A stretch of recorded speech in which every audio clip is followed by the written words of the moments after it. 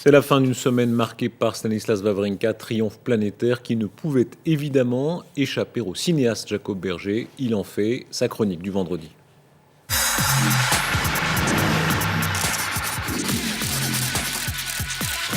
Il l'a fait, Stanislas Wawrinka remporte... Cette semaine, donc, Stanislas Wawrinka a enthousiasmé la terre entière. Si le football est avant tout une théâtralisation de l'échec, j'échafaude une stratégie, je choisis mes partenaires, je neutralise mes adversaires, j'exécute mon coup et, 29 fois sur 30, je le rate. D'où, d'ailleurs, cette explosion d'incrédulité et de joie à chaque fois que l'échec est mis en échec et qu'un but est marqué. Le tennis, lui, est une théâtralisation de ce que l'on pourrait appeler la conversation. Un match de tennis, le mot tennis vient du français « tenez », c'est entre 100 et 200 affrontements successifs, certains pouvant durer plusieurs minutes,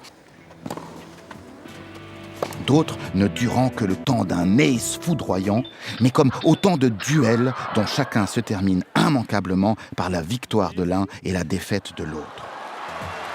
Celui qui perd, c'est celui qui s'est embrouillé, celui précisément qui s'est perdu sur sa moitié de cours.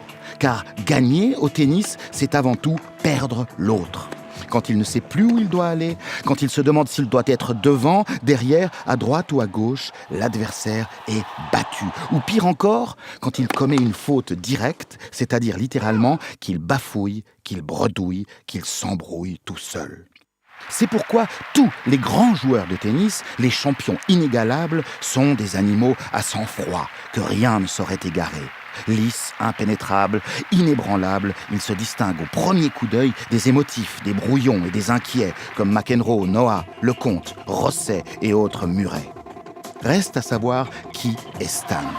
Pour moi, c'est clair, il appartiendra toujours au clan des sensibles, des nerveux, des précaires. En finale, l'autre jour, il est comme pétrifié, sonné par l'hystérie de l'Espagnol. Le voilà à nouveau perdu et qui se remet à perdre. Mais sublime effort, il se rattrape, retrouve la maîtrise et finit par gagner. Quoi de plus beau qu'un homme perdu qui se retrouve ?